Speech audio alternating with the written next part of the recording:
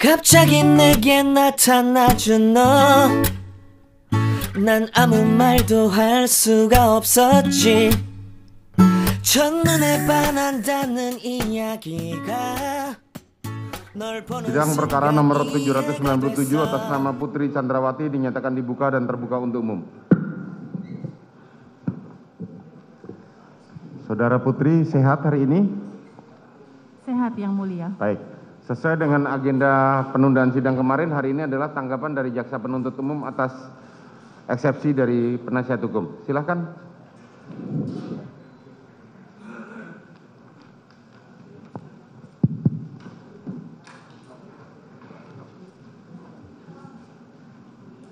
Mohon izin Majelis Hakim, kami bagikan dulu untuk Silakan. tanggapan eksepsi.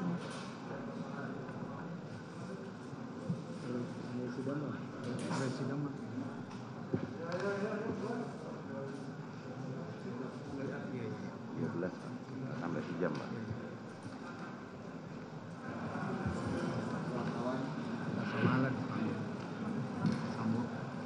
Majelis Hakim yang mulia, Saudara penasihat hukum terdakwa Putri Chandrawati yang kami hormati, pengunjung sidang yang kami hormati.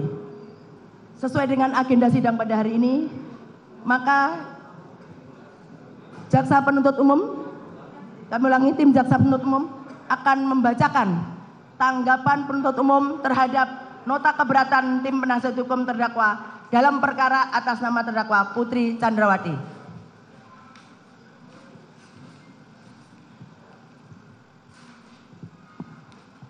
Demi keadilan dan kebenaran berdasarkan ketuhanan yang Maha Esa. Tanggapan penuntut umum terhadap nota keberatan tim penasihat hukum dalam perkara atas nama terdakwa Putri Chandrawati. Nomor register perkara PDM 246 JKTSL 10 2022 tanggal 5 Oktober 2022. Pendahuluan Majelis Hakim yang mulia, Saudara penasihat hukum yang terhormat, dan pengunjung sidang yang kami hormati. Pertama-tama kami panjatkan puji syukur kehadirat Tuhan Yang Maha Esa atas karunia, taufik, hidayah, dan rahmatnya kepada kita semua yang hadir di ruangan persidangan ini, di mana pada hari ini Majelis Hakim memberikan kesempatan kepada kami selaku penuntut umum untuk menanggapi eksepsi atau nota keberatan dari penasihat hukum terdakwa Putri Chandrawati. Sebelum kami membacakan tanggapan penuntut umum atas eksepsi atau nota keberatan dari penasihat hukum terdakwa Putri Chandrawati, perkenankanlah kami menyampaikan rasa hormat dan ucapan terima kasih yang setulus-tulusnya kepada Majelis Hakim yang menyidangkan perkara ini dengan tekun dan sungguh-sungguh, di mana Majelis Hakim telah memberikan kesempatan kepada jaksa penuntut umum untuk membacakan surat dakwaan atas diri terdakwa Putri Chandrawati. Kemudian diberi kesempatan kepada terdakwa atau penasihat hukum terdakwa untuk mengajukan eksepsi atau nota keberatan. Yang selanjutnya, atas eksepsi atau nota keberatan tersebut, penuntut umum diberikan kesempatan untuk mengajukan tanggapan atas eksepsi atau nota keberatan penasihat hukum. Demikian juga kami sampaikan ucapan terima kasih kepada saudara penasihat hukum terdakwa yang telah menunjukkan semangat, kesungguhan, ketekunan, dan kegigihannya dalam usaha turut serta menegakkan hukum, mencari kebenaran dan keadilan di dalam mendampingi kliennya terdakwa Putri Chandrawati. Suatu kenyataan bahwa di dalam persidangan ini terjadi perbedaan persepsi dan argumentasi antara penuntut umum dengan penasihat hukum atau terdakwa. Hal tersebut kami nilai masih dalam batas-batas kewajaran sebagai manifestasi tanggung jawab masing-masing dalam menggali dan menemukan mutiara-mutiara kebenaran dan keadilan yang didambakan oleh seluruh rakyat Indonesia yang ditegakkan pada peradilan ini. Meskipun terlihat adanya perbedaan pendapat, maka hal itu merupakan kewajaran sebagai insan hukum yang menjunjung tinggi keadilan berdasarkan hati nurani. Bahwa bertitik tolak dari pemikiran itulah tanggapan penuntut umum ini kami susun untuk menanggapi eksepsi atau nota keberatan dari penasihat hukum dari terdakwa Putri Candrawati atas eksepsi atau nota keberatan yang telah dibacakan di muka persidangan pada hari Senin tanggal 17 Oktober tahun 2022 yang pada pokoknya memohon sebagai berikut. 1. Menerima seluruh nota keberatan dari penasihat hukum terdakwa. 2. Menyatakan surat dakwaan nomor register perkara PDM 246-JKTSL-10-2022 tanggal 5 Oktober 2022 batal demi hukum. 3. Memerintahkan jaksa penuntut umum untuk menghentikan pemeriksaan perkara nomor 797-PIT-B-PN-JKT-SEL. 4. Memerintahkan jaksa penuntut umum untuk membebaskan terdakwa dari tahanan. 5. Memulihkan nama baik, harkat dan martabat terdakwa dengan segala akibat hukumnya. 6. Membebankan biaya perkara kepada negara. Atas permohonan penasihat hukum terdakwa tersebut, berdasarkan alasan keberatan karena terdapat kekeliruan surat dakwaan yang diajukan oleh jaksa penuntut umum antara lain. 1. Kronologis peristiwa yang kami susun berdasarkan informasi dari pokok perkara yang kami terima dari jaksa penuntut umum. 2. Ringkasan surat dakwaan yang tidak menguraikan peristiwa secara utuh atau terdapat peristiwa penting yang hilang dalam surat dakwaan. Antara lain surat dakwaan tidak menguraikan rangkaian peristiwa yang terjadi di Rumah Magelang pada tanggal 4 Juli tahun 2022 dan pada tanggal 7 Juli 2022. Bahkan terdapat uraian dakwaan yang hanya bersandar pada satu keterangan saksi tanpa kesesuaian dengan saksi ataupun alat bukti lainnya.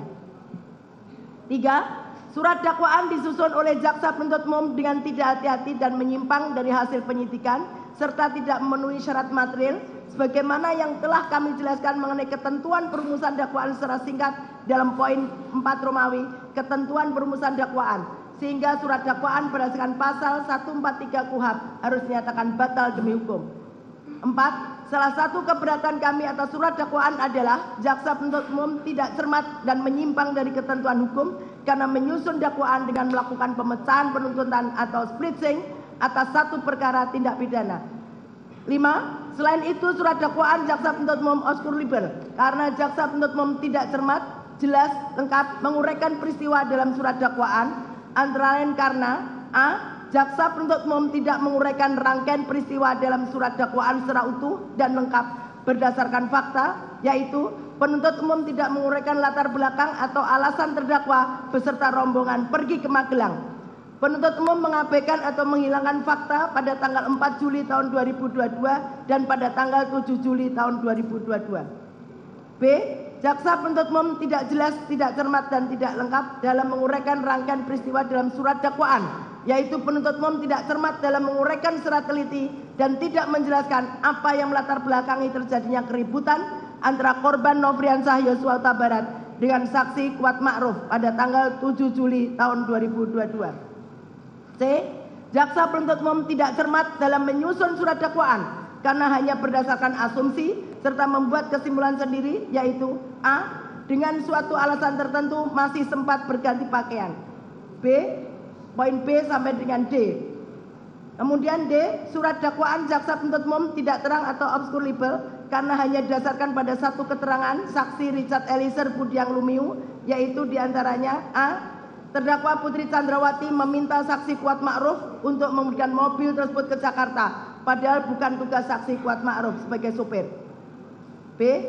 Poin B sampai dengan F. E.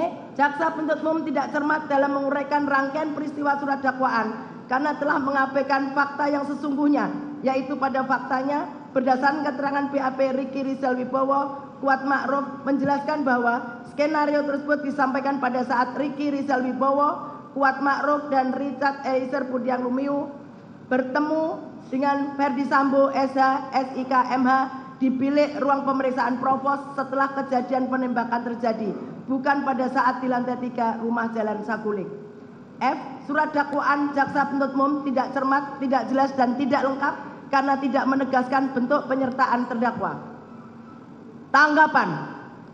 Majelis Hakim yang mulia, saudara penasihat hukum yang kami hormati, dan pengunjung sidang yang kami hormati.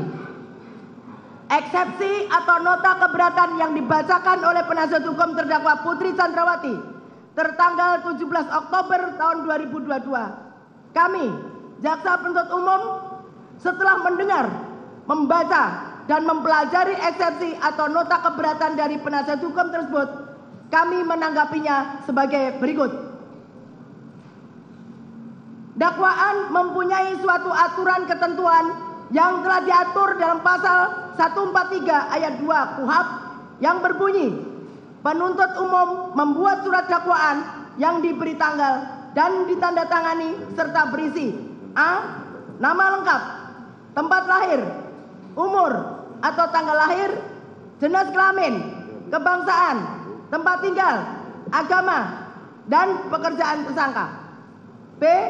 Uraian secara cermat, jelas dan lengkap mengenai tindak pidana yang didakwakan dengan menyebutkan waktu dan tempat tindak pidana itu dilakukan. Meskipun undang-undang menghendaki perumusan secara cermat, jelas dan lengkap, akan tetapi KUHP sendiri tidak mengatur bagaimana suatu uraian tindak pidana dalam surat dakwaan itu dikatakan telah cermat, telah jelas dan telah lengkap, atau belum, garis miring tidak cermat, tidak jelas, garis miring kabur, dan tidak lengkap. Dalam prakteknya, syarat-syarat yang berkaitan dengan formalitas identitas lengkap terdakwa disebut syarat formil. Sedangkan syarat yang berkaitan isi materi dakwaan, yaitu uraian tentang tindak pidana yang didakwakan dan waktu serta tempat tindak pidana dilakukan, disebut syarat material. Bahwa untuk memahami secara mendalam tindak pidana yang didakwakan itu memenuhi syarat material sebagaimana ditentukan dalam pasal 143 ayat 2 KUHP adalah A. Rumusan tindak pidana, uraian unsur-unsurnya, padanan uraian fakta-fakta perbuatan terdakwa. B. Uraian tindak pidana secara sistematis kronologis. Siapakah yang dihadapkan sebagai terdakwa dalam perkara itu? Tindak pidana apa yang telah dilakukan terdakwa? Kapan dan di mana tindak pidana itu dilakukan terdakwa? Bagaimana terdakwa melakukan tindak pidana itu atau modus operandi? Apa yang dipergunakan, yang menjadi sasaran dan yang dihasilkan tindak pidana itu? Motivasi apa yang telah mendorong terdakwa untuk melakukan tindak pidana itu? Benar hak terdakwa dirugikan untuk melakukan pembelaan diri? Surat dakwaan tidak jelas dan tidak lengkap memuat elemen atau unsur-unsur tindak pidana yang didakwakan, atau isi rumusan surat dakwaan antara yang satu dengan yang lain saling bertentangan, atau surat dakwaan tidak merinci secara jelas bagaimana tindak pidana dilakukan terdakwa, atau surat dakwaan tidak mencantumkan secara jelas waktu dan tempat tindak pidana dilakukan.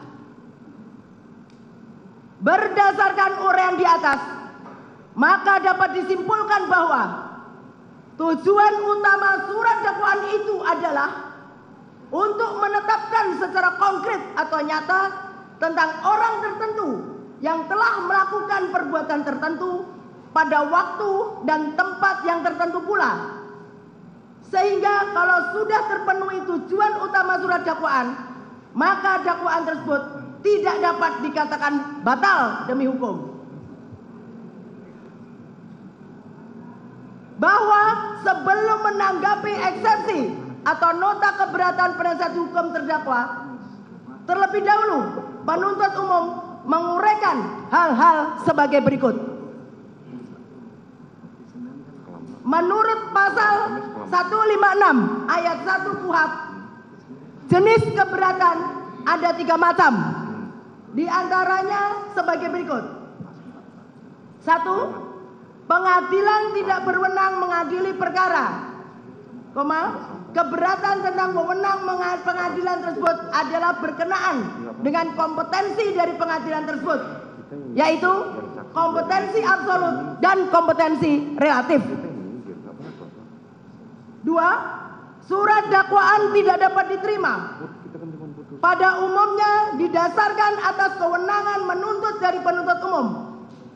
Apabila wewenang penuntut umum dalam menuntut suatu tindak pidana sudah hapus, sebagaimana pasal 75 KUHP, orang yang mengadukan pengaduan berhak menarik kembali dalam waktu 3 bulan setelah pengaduan diajukan. Menurut pasal tersebut, apabila suatu tindak pidana aduan di mana pengadu telah menarik kembali aduannya, namun tindak pidana tersebut dilimpahkan ke pengadilan oleh penuntut umum untuk disidangkan.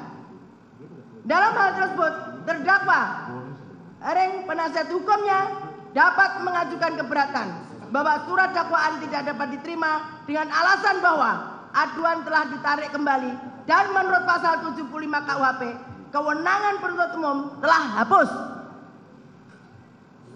Pasal 76 KUHP yang biasa disebut nebis in idem. Pasal 78 KUHP yang biasa disebut daluwarsa. Surat dakwaan yang didakwakan oleh penuntut umum bukan perkara pidana, tetapi perkara perdata. Surat dakwaan harus dibatalkan sebagaimana pasal 143 ayat 2 dan ayat 3 KUHP. Apabila surat dakwaan yang dibuat oleh penuntut umum tidak memenuhi syarat material yang dimuat dalam pasal 143 ayat 2B KUHP adalah batal demi hukum. Sedangkan surat dakwaan yang tidak memenuhi syarat formil sebagaimana diatur dalam pasal 143 ayat 2A KUHP dapat dibatalkan karena mengakibatkan error in persona. Batas ruang lingkup materi eksepsi tersebut ialah eksepsi hanya dapat diajukan terhadap dakwaan atau kewenangan pengadilan, kompetensi mengadili.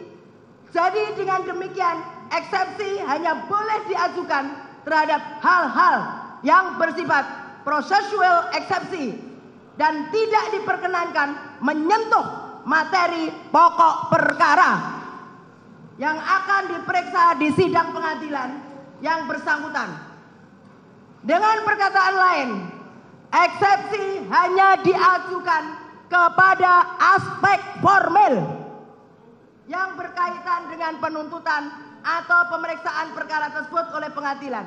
Sedangkan aspek material perkara tersebut tidak berada dalam lingkup eksepsi.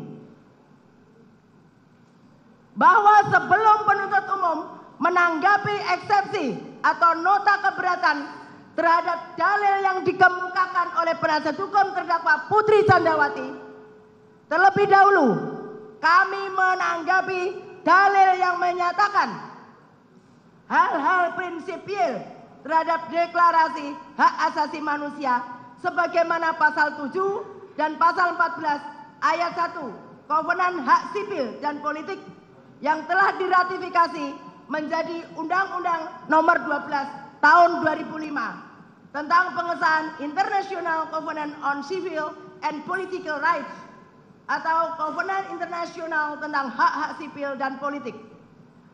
Pasal 27 ayat 1, Pasal 28D ayat 1 Undang-Undang Dasar Negara Republik Indonesia tahun 1945. Pasal 7 dan Pasal 8 TAP MPR nomor 17 Romawi tahun 1998 tentang hak asasi manusia. Pasal 17 Undang-Undang nomor 39 tahun 1999 tentang hak asasi manusia.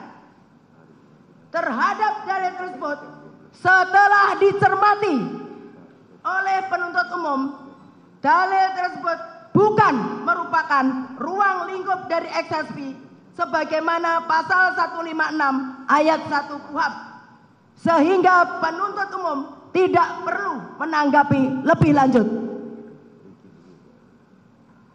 Dalam materi eksepsi atau nota keberatan terdapat dalil-dalil lain yang dikemukakan oleh penasihat hukum terdakwa, maka penuntut umum akan menanggapi keberatan penasihat hukum atas nama terdakwa Putri Chandrawati sebagai berikut. 1. Bahwa terhadap alasan eksepsi atau nota keberatan penasihat hukum terdakwa Putri Chandrawati mengenai kronologi peristiwa yang kami susun berdasarkan informasi dari pokok perkara yang kami terima dari jaksa penuntut umum setelah penuntut umum mencermati uraian eksepsi atau nota keberatan penasihat hukum terdakwa Putri Chandrawati PD halaman 6 sampai dengan halaman 17 jelas dan tegas menguraikan materi pokok perkara yang bukan ruang lingkup dari eksepsi sebagaimana pasal 156 ayat 1 KUHP, sehingga penuntut umum tidak perlu menanggapinya, akan tetapi akan mengungkapkan fakta-fakta hukum tersebut pada saat pembuktian di persidangan. 2. Bahwa terhadap alasan eksepsi atau nota keberatan penasihat hukum terdakwa Putri Chandrawati mengenai ringkasan surat dakwaan yang tidak menguraikan peristiwa secara utuh atau terdapat peristiwa penting yang hilang dalam surat dakwaan, antara lain surat dakwaan tidak menguraikan rangkaian peristiwa yang terjadi di Rumah Magelang pada tanggal 4 Juli tahun 2022 dan pada tanggal 7 Juli tahun 2022. Bahkan terdapat uraian dakwaan yang hanya bersandar pada satu keterangan saksi tanpa kesesuaian dengan saksi ataupun alat bukti lainnya. Setelah penuntut umum mencermati uraian eksepsi atau nota keberatan penasihat hukum terdakwa Putri Chandrawati PD halaman 17 sampai dengan halaman 21 jelas dan tegas menguraikan materi pokok perkara yang bukan ruang lingkup dari eksepsi sebagaimana pasal 156 ayat 1 KUHP, sehingga penuntut umum tidak perlu menanggapinya, akan tetapi akan mengungkapkan fakta-fakta hukum tersebut pada saat pembuktian di persidangan.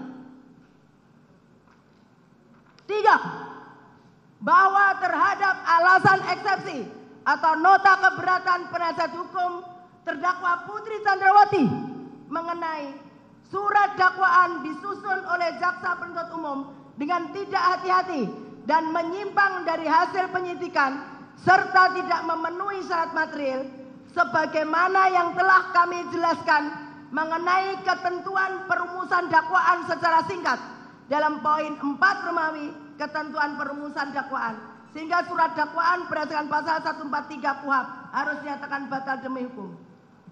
Setelah penuntut umum mencermati uraian eksepsi atau nota keberatan penasihat hukum terdakwa Putri Chandrawati PD halaman 22 sampai dengan halaman 24, rupanya penasihat hukum terdakwa Putri Chandrawati tidak memahami maksud dari pasal 143 ayat 2 KUHP yang dengan tegas berbunyi ayat 2, penuntut umum membuat surat dakwaan yang diberi tanggal dan ditandatangani serta berisi uraian secara cermat, jelas dan lengkap mengenai tindak pidana yang didakwakan dengan menyebutkan waktu dan tempat tindak pidana.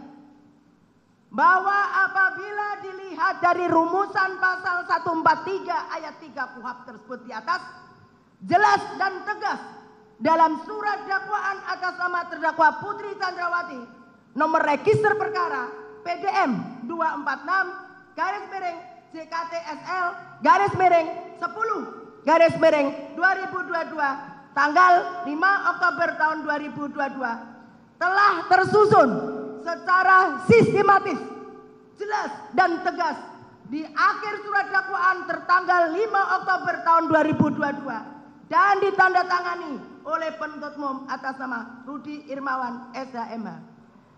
Kemudian di awal surat dakwaan menyebutkan waktu kejadian, yaitu pada hari Jumat tanggal 8 Juli tahun 2022 pukul 15.28 waktu Indonesia bagian Barat sampai dengan pukul 18.00 waktu Indonesia bagian Barat, atau setidak-tidaknya pada waktu lain dalam bulan Juli tahun 2022.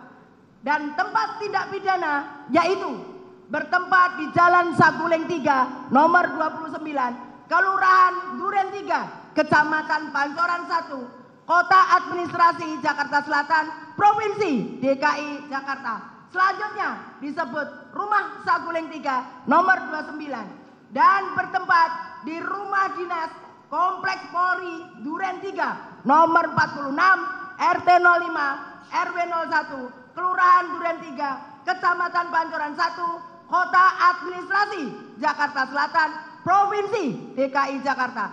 Selanjutnya disebut Rumah Dinas Duren 3 nomor 46. Dengan uraian peristiwa yang tersusun secara terstruktur dari awal persiapan hingga selesainya peristiwa terjadi, sebagaimana yang dikemukakan oleh Harun M. Hussein SH dalam bukunya yang berjudul Surat Dakwaan Teknik Penyusunan Fungsi dan Permasalahannya, menjelaskan mengenai yang dimaksud dengan jelas sebagaimana dimaksud Pasal 143 ayat 3 KUHP, yaitu penuntut umum harus mampu merumuskan unsur-unsur delik yang didakwakan sekaligus mempadukan dengan uraian perbuatan material atau fakta yang dilakukan oleh terdakwa dalam surat dakwaan. Kemudian lebih lanjut ditegaskan dalam buku Himpunan Tata Naskah dan Petunjuk Teknik Penyelesaian Perkara Pidana Umum Kejaksaan Agung Republik Indonesia pada halaman 68 mengemukakan yang dimaksud dengan uraian secara cermat, jelas dan lengkap, yakni uraian secara cermat berarti menuntut ketelitian jaksa penuntut umum dalam mempersiapkan surat dakwaan yang akan diterapkan bagi terdakwa. Dengan menempatkan kata cermat paling depan dari rumusan pasal 143 ayat 2 huruf B KUHP, pembuat undang-undang menghendaki agar jaksa penuntut umum dalam membuat surat dakwaan selalu bersikap korek dan teliti. Uraian secara jelas berarti uraian kejadian atau fakta kejadian yang jelas dalam surat dakwaan, sehingga terdakwa dengan mudah memahami apa yang didakwakan terhadap dirinya dan dapat mempersiapkan pembelaan dengan sebaik-baiknya. Uraian secara lengkap berarti surat dakwaan itu memuat semua unsur atau elemen tindak pidana yang didakwakan. Unsur-unsur tersebut harus terlukis di dalam uraian fakta kejadian yang dituangkan dalam surat dakwaan. 4. Bahwa terhadap alasan eksepsi atau nota keberatan penasihat hukum terdakwa Putri Chandrawati mengenai salah satu keberatan kami atas surat dakwaan adalah jaksa penuntut umum tidak cermat dan menyimpang dari ketentuan hukum karena menyusun dakwaan dengan melakukan pemecahan penuntutan atau splitsing atas satu perkara tindak pidana. Setelah penuntut umum mencermati uraian eksepsi atau nota keberatan penasihat hukum terdakwa Putri Chandrawati, vide halaman 24 sampai dengan halaman 28, keberatan penasihat hukum terdakwa keliru dalam memahami splitsing atau pemisahan berkas perkara sebagaimana pasal 142 KUHP yang berbunyi dalam hal penuntut umum menerima satu berkas perkara yang memuat beberapa tindak pidana yang dilakukan oleh beberapa orang tersangka yang tidak termasuk dalam ketentuan pasal 141 KUHP, penuntut umum dapat melakukan penuntutan terhadap masing-masing terdakwa secara terpisah. bahwa berdasarkan ketentuan pasal 142 KUHP tersebut, perkara atas nama terdakwa Putri Chandrawati tidak termasuk perkara yang harus digabungkan karena dari beberapa terdakwa dalam peristiwa pidana tersebut mempunyai peranan yang berdiri sendiri. Hal tersebut sejalan dengan pandangan Yahya Harahap dalam bukunya Pembahasan dan Permasalahan dan Penerapan KUHP, Penyidikan dan Penuntutan, halaman 442. Pemecahan berkas perkara ini disebut splitting, memecah satu berkas perkara menjadi dua atau lebih, atau split trial. Lebih lanjut dijelaskan oleh Yahya Harahap bahwa pada dasarnya pemecahan berkas perkara terjadi disebabkan faktor pelaku tindak pidana terdiri dari beberapa orang. Apabila terdakwa terdiri dari beberapa kebijaksanaan untuk memecah berkas perkara menjadi beberapa berkas sesuai dengan jumlah perkara, sehingga A. Berkas yang semula diterima penuntut umum dari penyidik dipecah menjadi dua atau beberapa berkas perkara. B. Pemecahan dilakukan apabila yang menjadi terdakwa dalam perkara tersebut terdiri dari beberapa orang. Dengan pemecahan berkas perkara dimaksud masing-masing terdakwa didakwa dalam surat dakwaan yang berdiri sendiri antara yang satu dengan yang lain. C. Pemeriksaan perkara dalam pemecahan berkas perkara tidak lagi dilakukan bersamaan dalam satu persidangan. Masing-masing terdakwa diperiksa dalam persidangan yang berbeda. D. Pada umumnya pemecahan berkas perkara menjadi penting apabila dalam perkara tersebut kurang bukti dan kesaksian.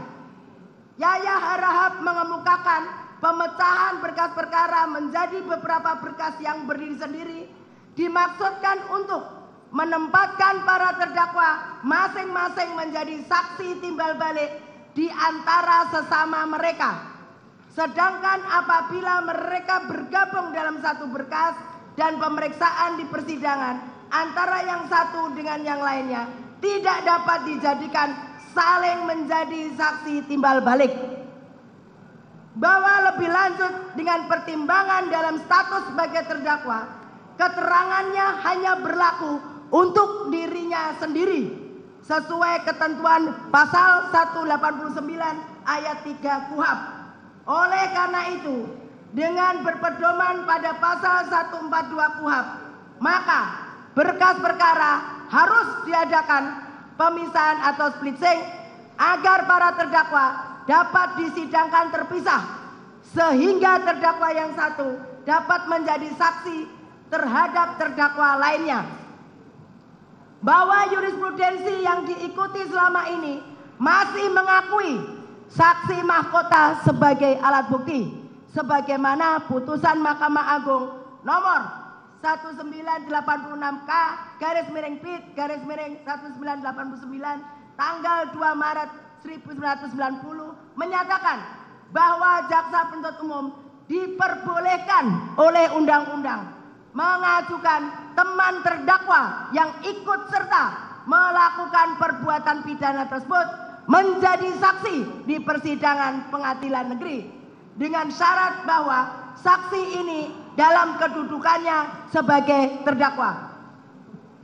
5. Bahwa terhadap alasan eksepsi atau nota keberatan penasihat hukum terdakwa Putri Chandrawati mengenai selain itu surat dakwaan jaksa penuntut umum obskurable karena jaksa penuntut umum tidak cermat, jelas dan lengkap menguraikan peristiwa dalam surat dakwaan, antara lain karena A. Jaksa penuntut umum tidak menguraikan rangkaian peristiwa dalam surat dakwaan secara utuh dan lengkap berdasarkan fakta, yaitu penuntut umum tidak menguraikan latar belakang atau alasan terdakwa beserta rombongan pergi ke Magelang. Penuntut umum mengabaikan atau menghilangkan fakta pada tanggal 4 Juli 2022 dan pada tanggal 7 Juli 2022. B. Jaksa penuntut umum tidak jelas, tidak cermat, dan tidak lengkap dalam menguraikan rangkaian peristiwa dalam surat dakwaan. yaitu penuntut umum tidak cermat dalam menguraikan secara teliti dan tidak menjelaskan apa yang melatar belakangi terjadinya keributan antara korban Nofriansah Yosua Huta Barat dengan saksi Kuat Ma'ruf pada tanggal 7 Juli tahun 2022. C. Jaksa penuntut umum tidak cermat dalam menyusun surat dakwaan karena hanya berdasarkan asumsi serta membuat kesimpulan sendiri, yaitu A. Dengan suatu alasan tertentu masih sempat berganti pakaian. B. Poin B sampai dengan D. Surat dakwaan jaksa penuntut umum tidak terang atau obskurable karena hanya didasarkan pada satu keterangan saksi Richard Eliezer Budiang Lumiu, yaitu diantaranya A. Terdakwa Putri Chandrawati meminta saksi Kuat Ma'ruf untuk mengemudikan mobil tersebut ke Jakarta, padahal bukan tugas saksi Kuat Ma'ruf sebagai supir. B. Poin B sampai dengan poin F.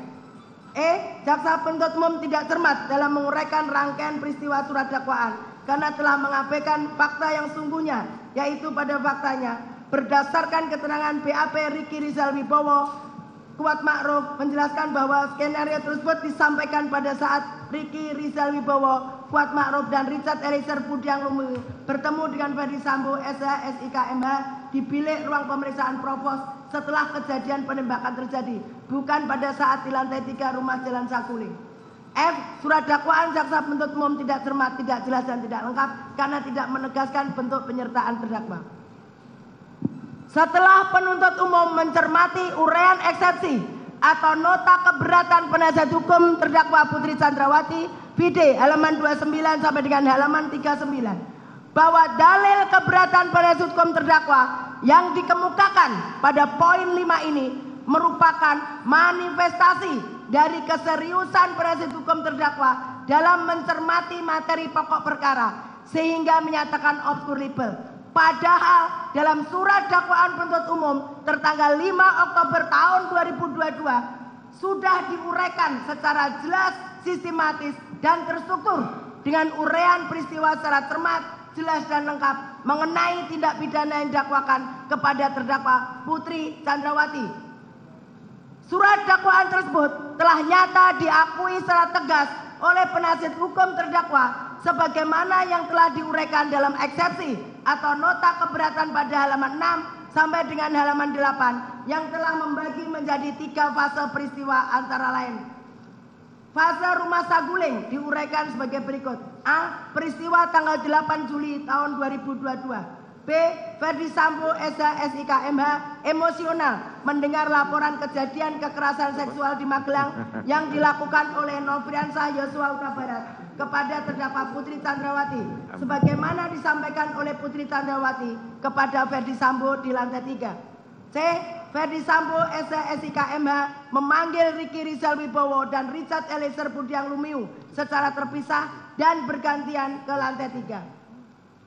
Fase rumah Duren 3. A. Putri Chandrawati isolasi mandiri di kamar lantai 1. B.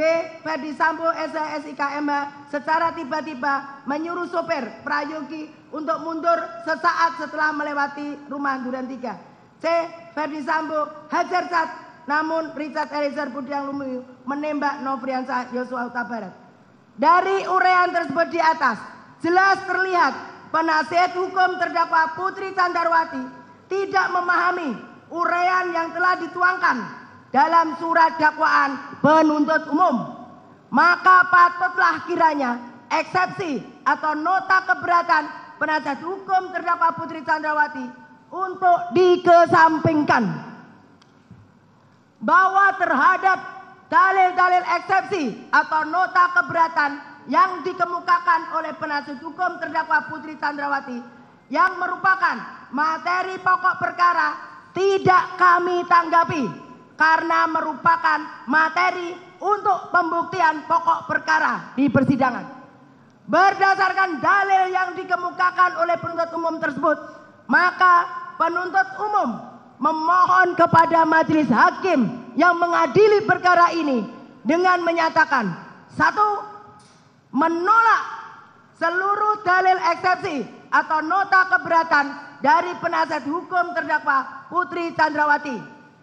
2. Menerima surat dakwaan penuntut umum nomor register perkara PDN 246 garis miring JKTSL garis miring 10 garis miring 2022 tanggal 5 Oktober 2022 karena telah memenuhi unsur formil dan material.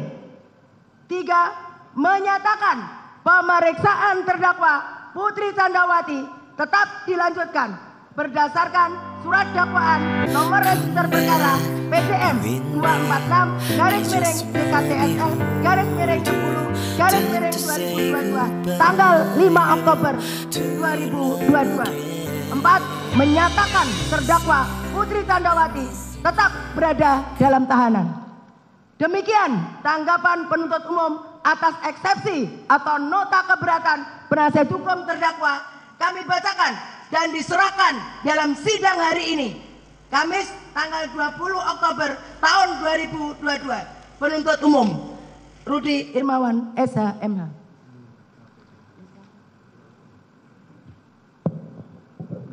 Baik, demikian tadi tanggapan jaksa atas eksepsi atau keberatan dari tim penasihat hukum terdakwa. Karena sudah lengkap, maka kami akan tunda untuk putusan sela, yaitu kami rencanakan pada sidang hari Rabu mendatang. Ya, kita tunda dan kami jadwalkan semua putusan sela untuk di hari Rabu mendatang. Tanggal 26 Oktober. Demikian ya. Nanti kita sidang mulai kembali lagi pada sidang tanggal 26 Oktober dengan jadwal adalah putusan sela dari keberatan penasihat hukum terdakwa. Demikian sidang perkara nomor perkara 797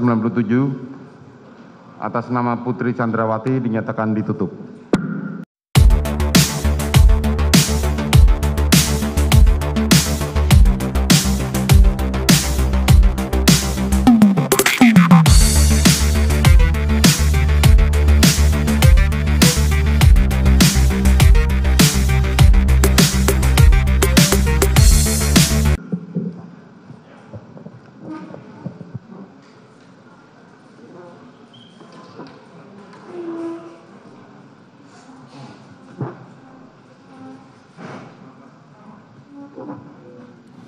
Baru saja kita saksikan pemirsa, Majelis Hakim menutup sidang lanjutan pada hari ini dengan agenda pembacaan tanggapan jaksa yaitu replik atas eksepsi yang sudah diajukan oleh kuasa hukum dari Putri Candrawati. Dalam penjelasan replik atau tanggapan jaksa tadi, jaksa setidaknya mengajukan 4 permohonan kepada Majelis Hakim, yaitu untuk menolak dalil-dalil yang disampaikan dalam eksepsi Putri Candrawati, lalu meminta Majelis Hakim untuk menerima surat dakwaan jaksa penuntut umum karena sudah memenuhi unsur formil dan material. Sementara itu, selanjutnya adalah meminta agar pemeriksaan terhadap PC untuk tetap dilakukan dalam sidang selanjutnya dan meminta Majelis Hakim untuk menyatakan Putri Candrawati tetap dalam tahanan. Dalam sidang kali ini, JPU menjelaskan tanggapannya membantah semua dalil yang diajukan oleh kuasa hukum Putri Candrawati dengan beberapa hal yang bisa kita highlight atau kita bisa soroti. Di mana dalam tanggapannya jaksa penuntut umum menyebutkan bahwa berdasarkan aturan dakwaan yang tercantum dalam pasal 143 KUHP bahwa uraian yang disampaikan di dalam surat dakwaan sudah menyertakan siapa terdakwanya, tindak pidana apa yang dilakukan oleh terdakwa, di mana dan kapan tindakan itu dilakukan, bagaimana atau modus operandi dari tindak pidana tersebut, apa yang digunakan oleh terdakwa dalam melakukan tindak pidana itu, lalu kemudian apa yang dihasilkan dari tindak pidana itu, dan motivasi apa dari tindak pidana yang dilakukan terdakwa, dan apakah hak terdakwa dirugikan dari surat dakwaan ini, dan itu semua sudah disampaikan dalam surat dakwaan yang disampaikan oleh jaksa pada hari Senin kemarin. Sehingga tujuan dari surat dakwaan adalah menetapkan mengenai orang tertentu melakukan perbuatan tertentu di waktu dan tempat tertentu. Nah, jika tujuan tersebut sudah tersampaikan dalam surat dakwaan, maka jaksa menilai bahwa surat dakwaan tersebut tidak dapat dinyatakan batal sebagaimana yang diinginkan oleh pihak kuasa hukum dari Putri Chandrawati. Selain itu, jaksa penuntut umum juga menolak untuk menanggapi eksepsi yang berisikan dalil-dalil dari kuasa hukum Putri Chandrawati yang sudah menyentuh pokok perkara atau aspek material. Karena berdasarkan aturan menurut jaksa di pasal 156 ayat 1 KUHP, eksepsi tidak boleh menyentuh pokok perkara.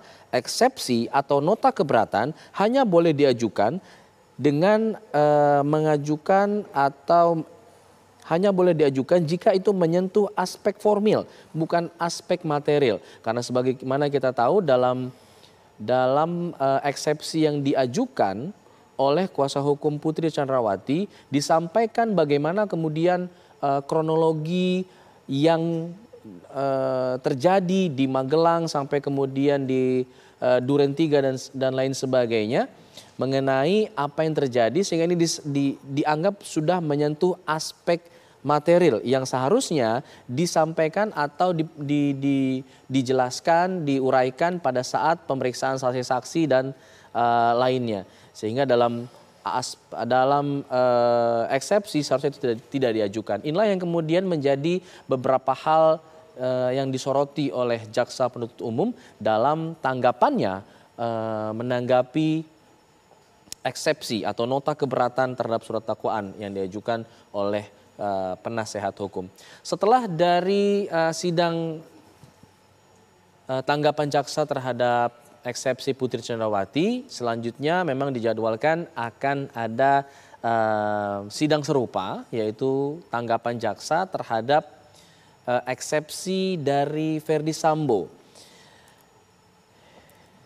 yang memang sepertinya tidak begitu berbeda dengan apa yang disampaikan dengan Putri Chandrawati. Tapi nanti kita akan lihat bagaimana kemudian tanggapan jaksa terhadap eksepsi yang dilakukan oleh Verdi Sambo.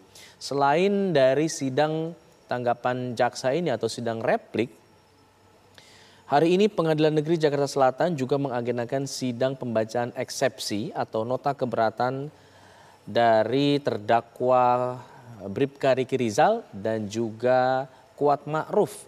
Karena sebagaimana kita tahu keduanya belum sempat mengajukan atau menyampaikan eksepsinya atau nota keberatannya pada saat sidang pada hari Senin yang lalu, karena memang sudah cukup larut pada saat itu pelaksanaan sidangnya, sehingga kemudian untuk pembacaan eksepsi dilakukan pada hari ini.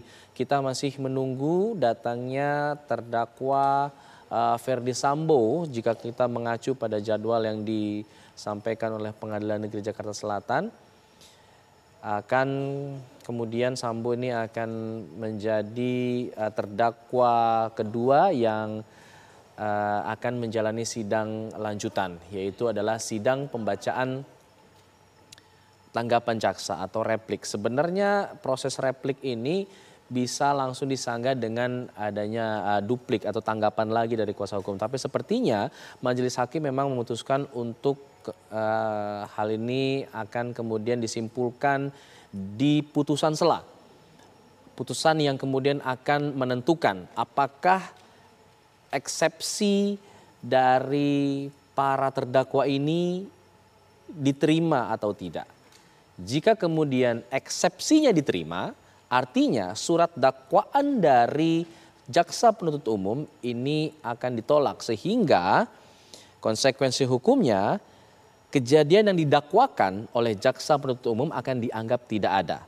Tapi sebaliknya jika kemudian dakwaan atau surat dakwaan ini diterima, itu artinya persidangan akan berlanjut ke pemeriksaan saksi-saksi. Kita lihat bersama Verdi Sambo memasuki ruang sidang untuk mendengarkan tanggapan jaksa atas eksepsi yang sudah ia ajukan melalui kuasa hukumnya yang juga membantah isi surat dakwaan mengenai perbuatan yang ia lakukan. Ada sejumlah perbedaan antara isi surat dakwaan dengan eksepsi dalam hal kasus penembakan dan juga pembunuhan berencana terhadap Brigadir Nofriansah Yosua Huta Barat.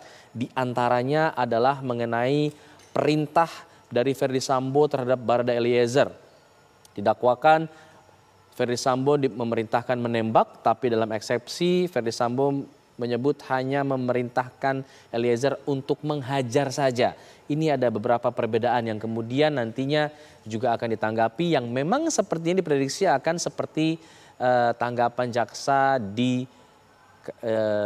sidang PC tadi, bahwa jaksa tidak akan menanggapi yang menyentuh aspek material. Kita akan dengarkan jalannya sidang pada hari ini untuk agenda terdakwa Ferdy Sambo.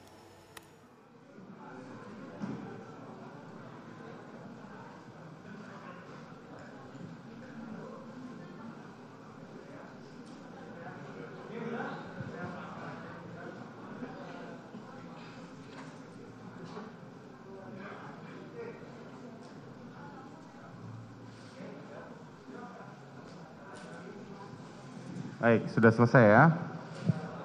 Sidang perkara nomor 796 PIT B 2022 atas nama Ferdy Sambo SH SIK MH dinyatakan dibuka dan terbuka untuk umum.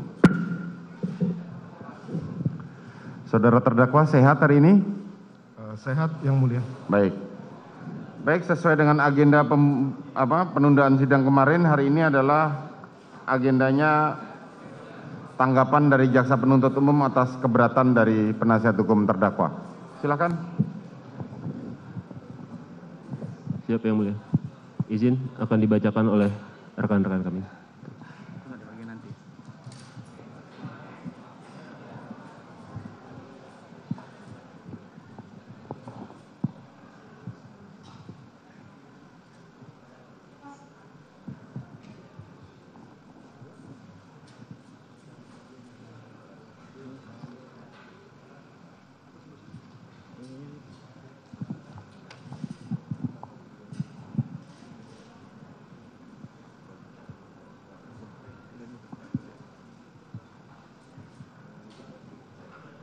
Baik, terima kasih majelis. Kami akan membacakan tanggapan penuntut umum.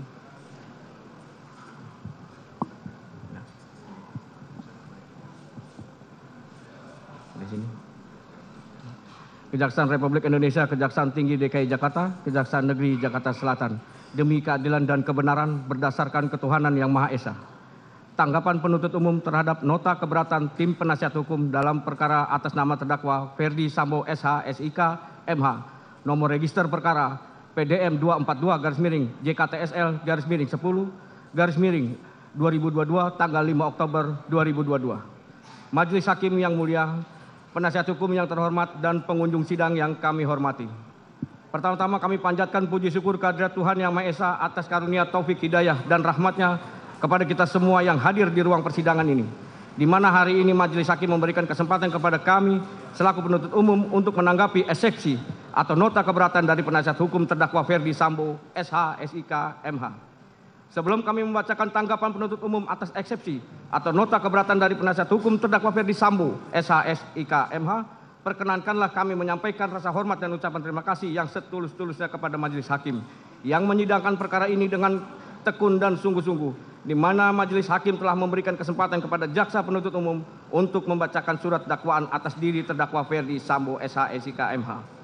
Kemudian diberi kesempatan kepada terdakwa atau penasihat hukum terdakwa untuk mengajukan eksepsi atau nota keberatan.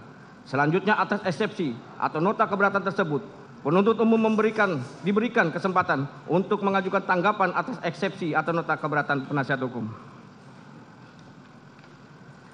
Demikian juga kami sampaikan ucapan terima kasih kepada saudara penasihat hukum yang telah menunjukkan semangat kesungguhan, ketekunan, dan kegigihannya dalam usaha turut serta menegakkan hukum, mencari kebenaran dan keadilan di dalam mendampingi kliennya terdakwa Ferdy Sambo SH SIK MH. Suatu kenyataan bahwa di dalam persidangan ini terjadi perbedaan persepsi dan argumentasi antara penuntut umum dengan penasihat hukum atau terdakwa. Hal tersebut kami nilai masih dalam batas-batas kewajaran sebagai manifestasi tanggung jawab masing-masing dalam menggali dan menemukan mutiara-mutiara kebenaran dan keadilan yang didambakan oleh seluruh rakyat Indonesia yang ditegakkan pada peradilan ini. Meskipun terlihat adanya perbedaan pendapat, maka hal itu merupakan kewajaran sebagai insan hukum yang menjunjung tinggi keadilan berdasarkan hati nurani. Bahwa bertitik tolak dari pemikiran itulah tanggapan penuntut umum ini kami susun untuk menanggapi eksepsi atau nota keberatan dari penasihat hukum dari terdakwa Ferdi Sambo atas eksepsi atau nota keberatan yang telah dibacakan di muka persidangan ini pada hari Senin tanggal 17 Oktober 2022 pada pokoknya memohon sebagai berikut.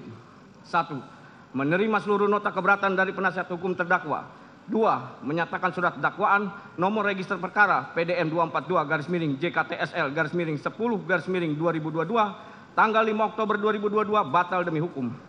3. Memerintahkan jaksa penuntut umum untuk menghentikan pemeriksaan perkara nomor 796-B-PN-JKTS-Sel. 4. Memerintahkan jaksa penuntut umum untuk membebaskan terdakwa dari tahanan. 5. Memulihkan nama baik, harkat dan martabat terdakwa dengan segala akibat hukumnya. 6. Membebankan biaya perkara kepada negara. Atas permohonan penasihat hukum terdakwa tersebut, berdasarkan alasan keberatan karena terdapat kekeliruan surat dakwaan yang diajukan oleh jaksa penuntut umum antara lain. 1. Kronologis peristiwa yang kami susun berdasarkan informasi dari pokok perkara yang kami terima dari jaksa penuntut umum. 2. Ringkasan surat dakwaan yang tidak menguraikan peristiwa secara utuh. Antara lain, surat dakwaan tidak menguraikan rangkaian peristiwa yang terjadi di rumah Magelang. Bahkan terdapat uraian dakwaan yang hanya bersandar pada satu keterangan saksi tanpa mempertimbangkan keterangan saksi lain. 3. Surat dakwaan disusun oleh jaksa penuntut umum dengan tidak hati-hati dan menyimpang dari hasil penyidikan serta tidak memenuhi syarat material. Sebagaimana telah kami jelaskan mengenai ketentuan perumusan dakwaan secara singkat dalam poin 4 ketentuan perumusan dakwaan, sehingga surat dakwaan berdasarkan pasal 143 KUHP harus dinyatakan batal demi hukum.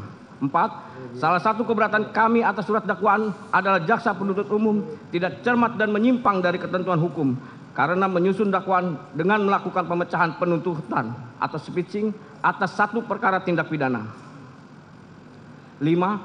Selain itu surat dakwaan jaksa penuntut umum obscure libel karena jaksa penuntut umum tidak cermat, jelas, dan lengkap menguraikan peristiwa dalam surat dakwaan antara lain karena a. Jaksa penuntut umum tidak menguraikan rangkaian peristiwa dalam surat dakwaan secara utuh dan lengkap berdasarkan fakta, yaitu penuntut umum tidak menguraikan latar belakang atau alasan terdakwa beserta rombongan pergi ke Magelang. Penuntut umum mengabaikan atau menghilangkan fakta pada tanggal 4 Juli 2022 dan pada tanggal 7 Juli 2022. B. Jaksa menguraikan rangkaian peristiwa dalam surat dakwaan, yaitu penuntut umum tidak cermat dalam menguraikan secara teliti dan tidak menjelaskan apa yang melatar belakangi terjadinya keributan antara korban Noviansa Yosua Huta Barat dengan saksi Kuat Maruf pada tanggal 7 Juli 2022. C. Jaksa penuntut umum tidak cermat dalam menyusun surat dakwaan karena hanya berdasarkan asumsi serta membuat kesimpulan sendiri, yaitu a. Saksi Putri Chandrawati dengan tujuan untuk menceritakan peristiwa yang dialaminya kepada terdakwa Ferdi Sambo SH SIK MH, lalu untuk berjaga-jaga dan ikut mendukung pengamanan situasi pada saat di Jakarta, mengajak juga saksi Kuat Maruf. B sampai dengan H. D. Surat dakwaan jaksa penuntut umum tidak terang atau obscure libel karena hanya didasarkan pada satu keterangan saksi Richard Eliezer Budiang Lumiu, yaitu a. Putri Chandrawati yang langsung keluar dari kamarnya menuju sofa dan duduk di samping saksi Ferdi Sambo SH SIK MH sehingga ikut terlibat dalam pembicaraan antara Ferdi Sambo SH SIK MH dan saksi Richard Eliezer Budiang Lumiu. B sampai dengan H. E.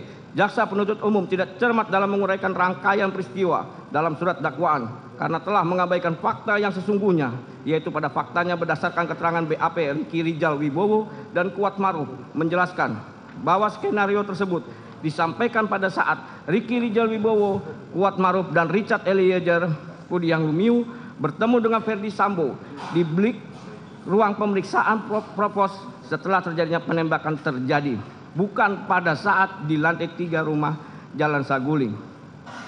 F. Surat dakwaan jaksa penuntut umum tidak cermat, tidak jelas, dan tidak lengkap karena tidak menegaskan bentuk penyertaan terdakwa. Tanggapan Majelis Hakim yang mulia, saudara penasihat hukum yang terhormat, dan pengunjung sidang yang kami hormati. Eksepsi atau nota keberatan yang dibacakan oleh penasihat hukum terdakwa Ferdi Sambo tertanggal 17 Oktober 2022, kami jaksa penuntut umum setelah mendengar, membaca, dan mempelajari eksepsi atau nota keberatan dari penasihat hukum tersebut, kami menanggapinya sebagai berikut. Dakwaan mempunyai suatu aturan ketentuan yang diatur dalam pasal 143 ayat 2 KUHP yang berbunyi, penuntut umum membuat surat dakwaan yang diberi tanggal dan ditandatangani serta berisi a. Nama lengkap, tempat lahir, umur atau tanggal lahir, jenis kelamin, kebangsaan, tempat tinggal, agama, dan pekerjaan tersangka. B. Uraian secara cermat, jelas, dan lengkap mengenai tindak pidana yang didakwakan dengan menyebutkan waktu dan tempat tindak pidana itu dilakukan. Meskipun undang-undang menghendaki perumusan secara cermat, jelas, dan lengkap, akan tetapi KUHP sendiri tidak mengatur bagaimana suatu uraian tindak pidana dalam surat dakwaan itu dikatakan telah cermat, telah jelas, dan telah lengkap, atau belum, atau tidak cermat, tidak jelas, atau kabur, dan tidak lengkap. Dalam prakteknya, syarat-syarat yang berkaitan dengan formalitas identitas lengkap terdakwa disebut syarat formil. Sedangkan syarat yang berkaitan isi materi dakwaan dalam kurung uraian tentang tindak pidana yang didakwakan dan waktu serta tempat tindak pidana dilakukan disebut syarat material. Bahwa untuk memahami secara mendalam tindak pidana yang didakwakan itu memenuhi syarat material sebagaimana ditentukan pasal 143 ayat 2 KUHP adalah a. Rumusan tindak pidana, uraian unsur-unsurnya pada uraian fakta-fakta perbuatan terdakwa. B. Uraian tindak pidana secara sistematis, kronologis. Siapakah yang dihadapkan sebagai terdakwa dalam perkara itu? Tindak pidana apa yang telah dilakukan terdakwa? Selanjutnya akan dilanjutkan oleh kawan saya majelis.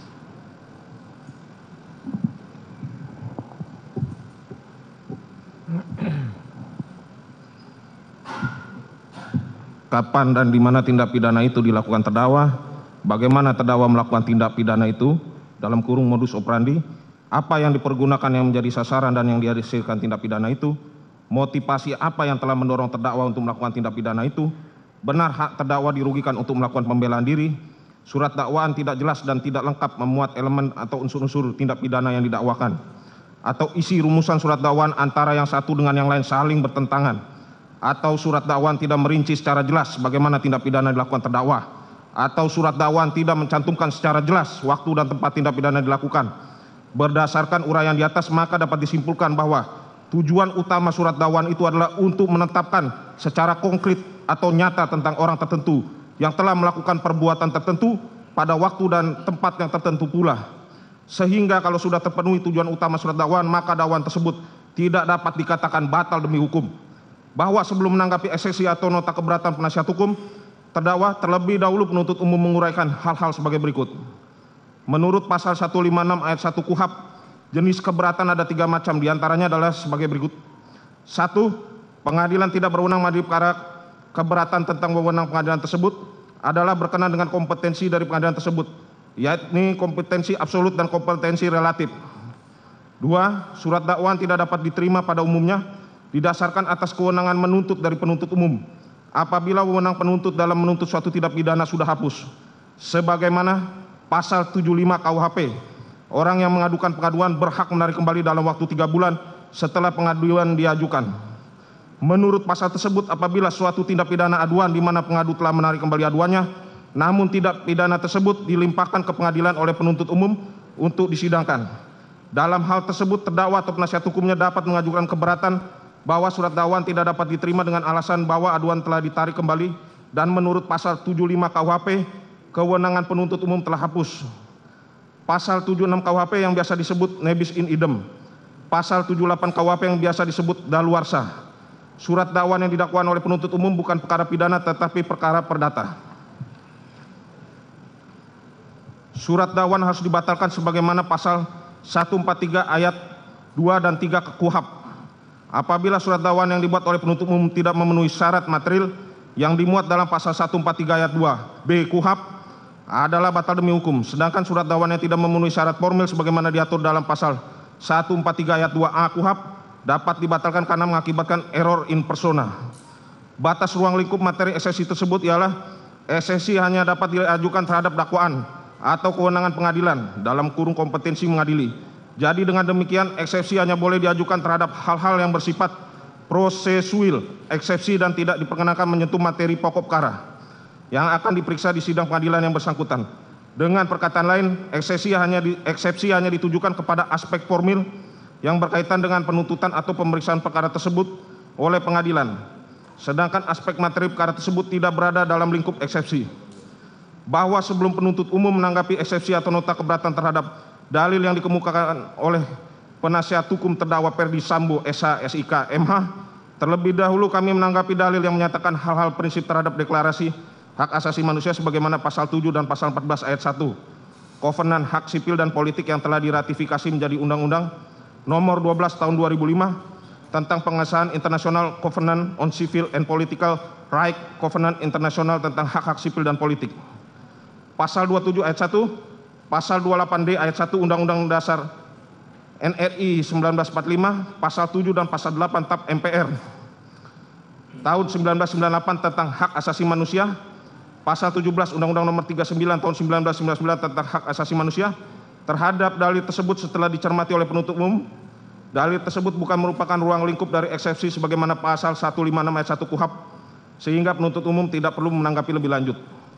Bahwa dalam eksepsi atau nota keberatan penasihat hukum terdakwa Ferdi Sambo SH SIK MH tidak membahas mengenai dakwaan kedua primer pasal 49 Junto pasal 33 nomor 19 tahun 2016 tentang perubahan atas Undang-Undang Nomor 11 Tahun 2008 tentang informasi elektronik Junto pasal 55 ayat 1 ke 1 KUHP. Subsidiar pasal 48 ayat 1 Junto pasal 32 Nomor 19 Tahun 2016 tentang perubahan atas Undang-Undang Nomor 11 Tahun 2008 tentang informasi elektronik Junto pasal 55 ayat 1 ke 1 KUHP, maka penuntut umum tidak akan menanggapinya lagi. Dalam materi eksepsi atau nota keberatan terdapat dalil lain yang dikemukakan oleh penasihat hukum terdakwa, maka penuntut umum akan menanggapi keberatan penasihat hukum atas nama terdakwa Ferdi Sambo SH SIK MH sebagai berikut.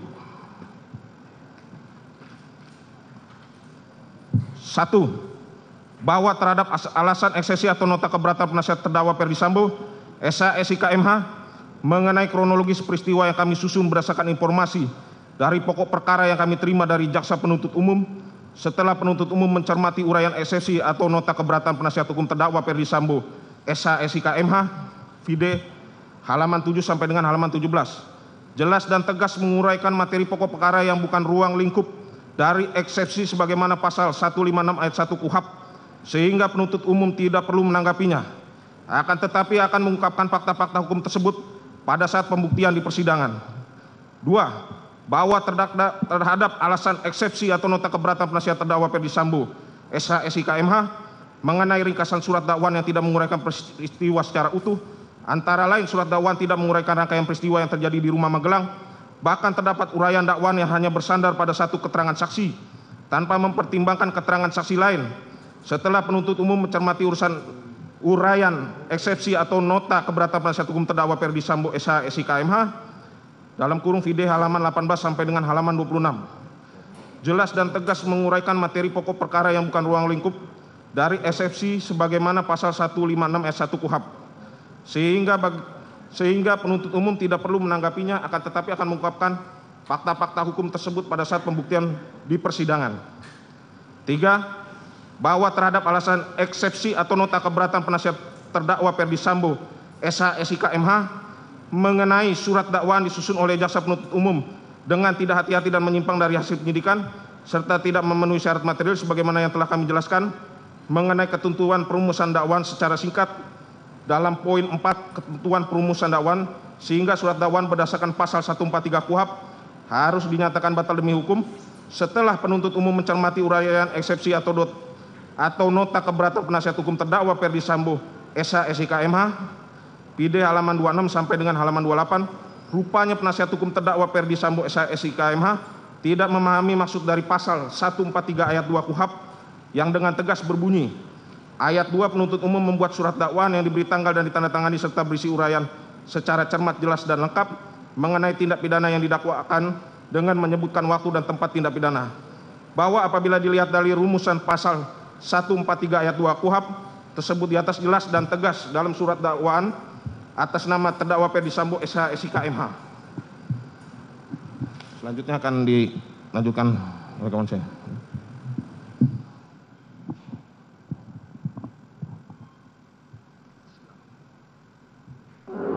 Izin melanjutkan yang mulia. Nomor register perkara PDM 242-JKTSL-10-2022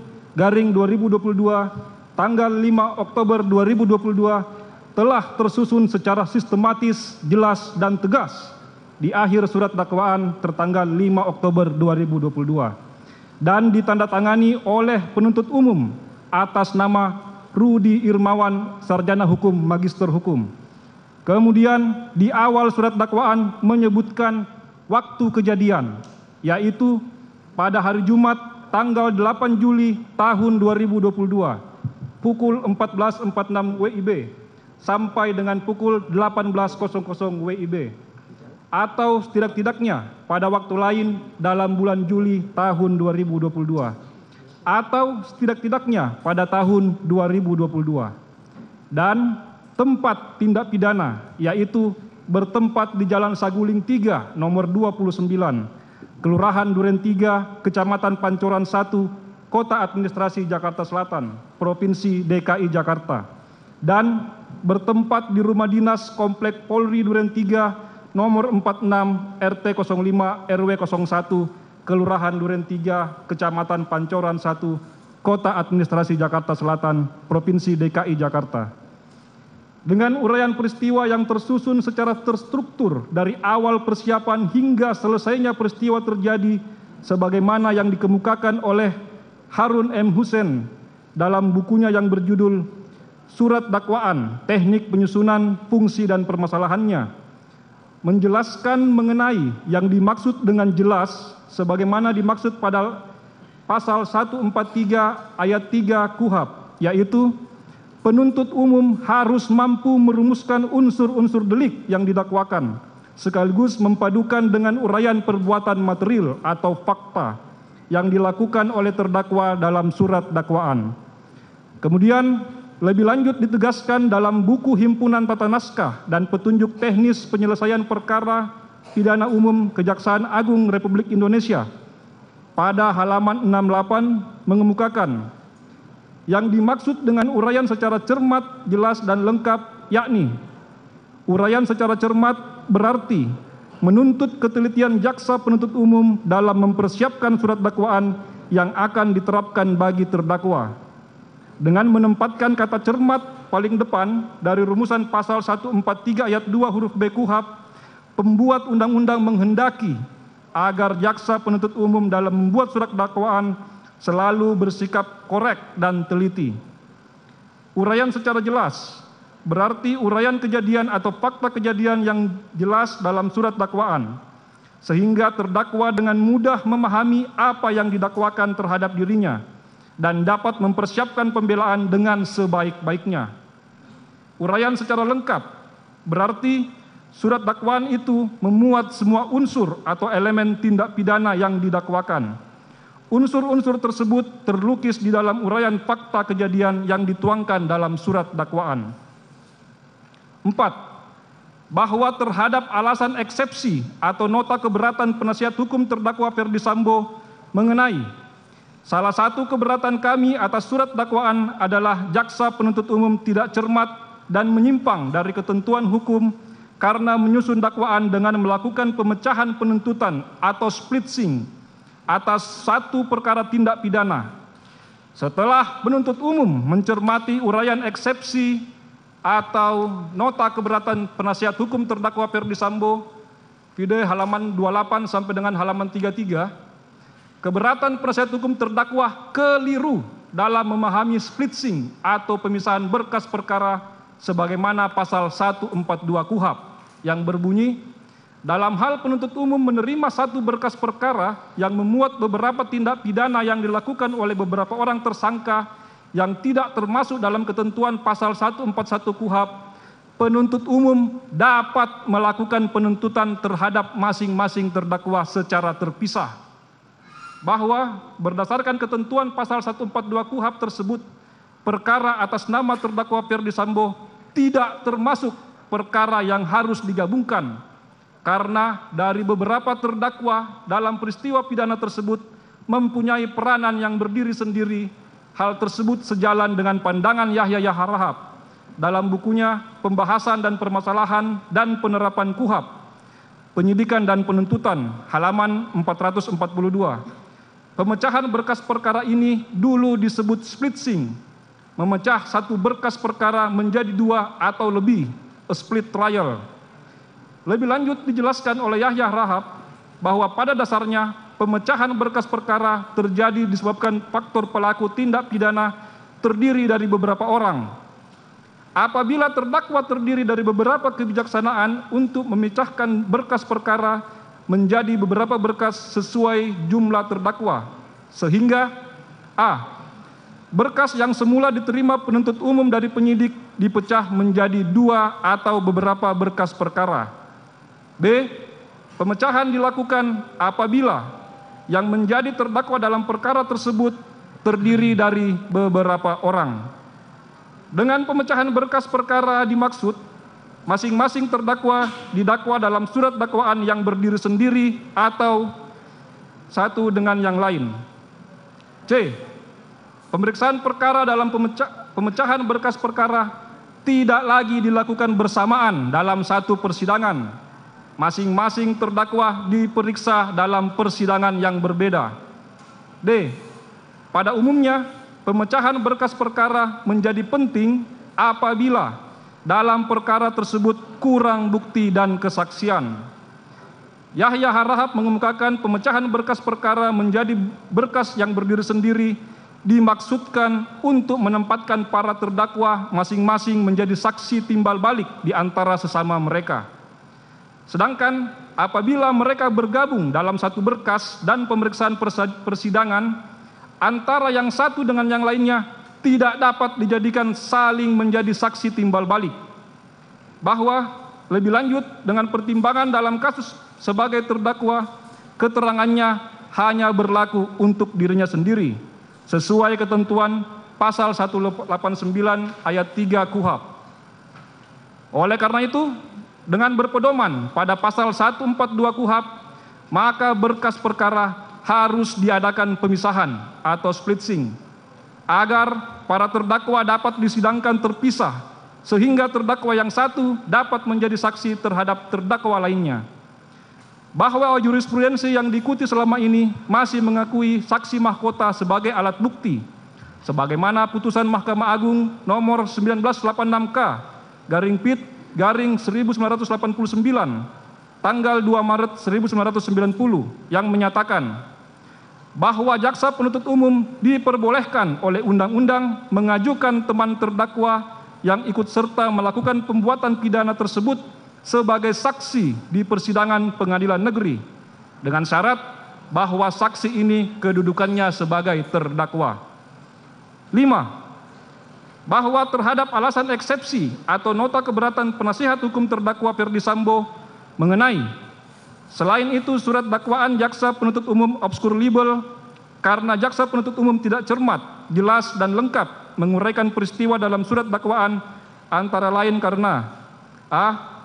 Jaksa penuntut umum tidak menguraikan rangkaian peristiwa dalam surat dakwaan secara utuh dan lengkap berdasarkan fakta, yaitu penuntut umum tidak menguraikan latar belakang atau alasan terdakwa beserta rombongan pergi ke Magelang. Penuntut umum mengabaikan atau menghilangkan fakta pada tanggal 4 Juli 2022 dan pada tanggal 7 Juli 2022. B. Jaksa menguraikan rangkaian peristiwa dalam surat dakwaan, yaitu penuntut umum tidak cermat dalam menguraikan secara teliti dan tidak menjelaskan apa yang melatar belakangi terjadinya keributan antara korban Nofriansah Yosua Huta Barat dan saksi Kuat Ma'ruf pada tanggal 7 Juli 2022. C. Jaksa penuntut umum tidak cermat dalam menyusun surat dakwaan karena hanya berdasarkan asumsi serta membuat kesimpulan sendiri, yaitu a. saksi Putri Chandrawati dengan tujuan untuk menceritakan peristiwa yang dialaminya kepada terdakwa Ferdi Sambo. Lalu, untuk berjaga-jaga dan ikut mendukung pengamanan situasi pada saat itu di Jakarta, mengajak saksi Kuat Ma'ruf. B sampai dengan H. D. Surat dakwaan jaksa penuntut umum tidak terang atau obscure libel karena hanya didasarkan pada satu keterangan saksi Richard Eliezer Pudiang Lumiu, yaitu A. Putri Chandrawati yang langsung keluar dari kamarnya menuju sofa dan duduk di samping saksi Ferdi Sambo SH, sehingga ikut terlibat dalam pembicaraan antara Ferdi Sambo dan saksi Richard Eliezer Pudiang Lumiu. B. Huruf B sampai dengan huruf H. Setelah penuntut umum mencermati uraian eksepsi atau nota keberatan penasihat hukum terdakwa Ferdi Sambo, vide halaman 33 sampai dengan halaman 46, bahwa dalil keberatan penasihat hukum terdakwa yang dikemukakan pada poin 5 ini merupakan manifestasi dari keseriusan penasihat hukum terdakwa dalam mencermati materi pokok perkara, sehingga menyatakan obscure libel. Padahal, dalam surat dakwaan penuntut umum tertanggal 5 Oktober 2022 sudah diuraikan secara jelas, sistematis, dan terstruktur dengan uraian peristiwa secara cermat, jelas, dan lengkap mengenai tindak pidana yang didakwakan kepada terdakwa Ferdi Sambo. Surat dakwaan tersebut telah nyata diakui secara tegas oleh penasihat hukum terdakwa sebagaimana yang telah diuraikan dalam eksepsi atau nota keberatan pada halaman 7 sampai dengan halaman 9 yang telah membagi menjadi 3 fase peristiwa, antara lain fase rumah saguling diuraikan sebagai berikut. A. Peristiwa tanggal 8 Juli 2022. B. Ferdi Sambo emosional mendengar laporan kejadian kekerasan seksual di Magelang yang dilakukan oleh Nofriansah Yosua Huta Barat kepada Putri Chandrawati, sebagaimana disampaikan oleh Putri Chandrawati kepada Ferdi Sambo di lantai 3. C. Ferdi Sambo memanggil Ricky Rizal Wibowo dan Richard Eliezer Pudiang Lumiu secara terpisah dan bergantian ke lantai 3. Fase rumah duren 3. A. Putri Chandrawati isolasi mandiri di kamar lantai 1. B. Ferdi Sambo secara tiba-tiba menyuruh supir atas nama Prayogi untuk mundur sesaat setelah melewati rumah duren 3. C. Ferdi Sambo hajar cat, namun Richard Eliezer Pudiang Lumiu menembak Nofriansah Yosua Huta Barat. Dari uraian tersebut di atas, jelas terlihat penasihat hukum terdakwa Ferdi Sambo tidak memahami uraian yang telah dituangkan dalam surat dakwaan penuntut umum. Maka patutlah kiranya eksepsi atau nota keberatan penasihat hukum terdakwa untuk dikesampingkan. Bahwa terhadap dalil-dalil eksepsi atau nota keberatan yang dikemukakan oleh penasihat hukum terdakwa Ferdi Sambo yang merupakan materi pokok perkara tidak kami tanggapi karena merupakan materi untuk pembuktian pokok perkara. Berdasarkan dalil yang dikemukakan oleh penuntut umum tersebut, maka penuntut umum memohon kepada majelis hakim yang mengadili perkara ini dengan menyatakan: 1. Menolak seluruh dalil eksepsi atau nota keberatan penasihat hukum terdakwa Ferdi Sambo. 2. Menerima surat dakwaan penuntut umum nomor register perkara PDM 242-JKTSL-10-2022 tanggal 5 Oktober 2022 karena telah memenuhi unsur formil dan material. 3. Menyatakan pemeriksaan terdakwa Ferdi Sambo tetap dilanjutkan berdasarkan surat dakwaan nomor register perkara PDM 242 tanggal 5 Oktober 2022. 4. Menyatakan terdakwa Ferdi Sambo tetap berada dalam tahanan.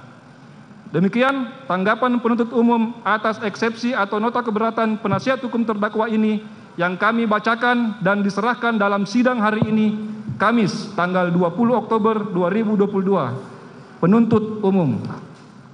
Terima kasih Yang Mulia. Terima kasih. Baik.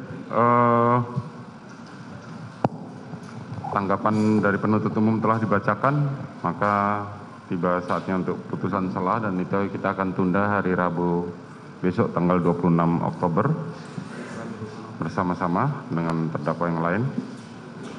Baik, demikian sidang perkara nomor 796 PIT B 2022 atas nama Freddy Sambo SH SIK MH dinyatakan ditutup.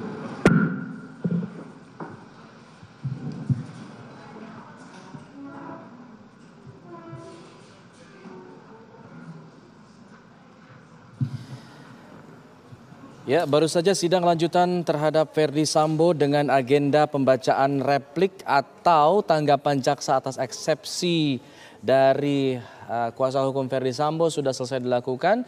Sebagaimana yang sudah diprediksikan, memang hasil dari tanggapan ini identik atau serupa dengan apa yang disampaikan oleh jaksa penuntut umum dalam sidang replik Putri Chandrawati sebelumnya. Ada 4 permohonan yang diajukan oleh jaksa penuntut umum, yaitu adalah menolak dalil eksepsi dari Ferdy Sambo, lalu menerima surat dakwaan jaksa penuntut umum karena sudah memenuhi unsur formil dan material, lalu kemudian meminta majelis hakim agar pemeriksaan terhadap Ferdy Sambo terus dilakukan, dan yang terakhir adalah permohonannya menyatakan Ferdy Sambo untuk tetap dalam tahanan kejaksaan. Ada sejumlah poin-poin yang sama dengan apa yang disampaikan pada saat sidang sebelumnya. Di antaranya adalah salah satunya mengenai dalil pemecahan berkas perkara yang sempat dipermasalahkan dalam eksepsi Ferdy Sambo.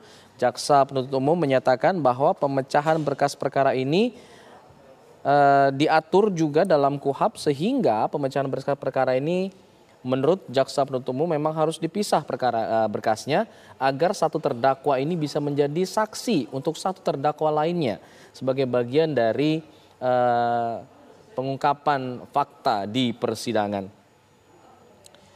Dan dalam hal yang sama pula untuk eksepsi ini bahwa jaksa penuntut umum dalam eksepsi sebelumnya diminta untuk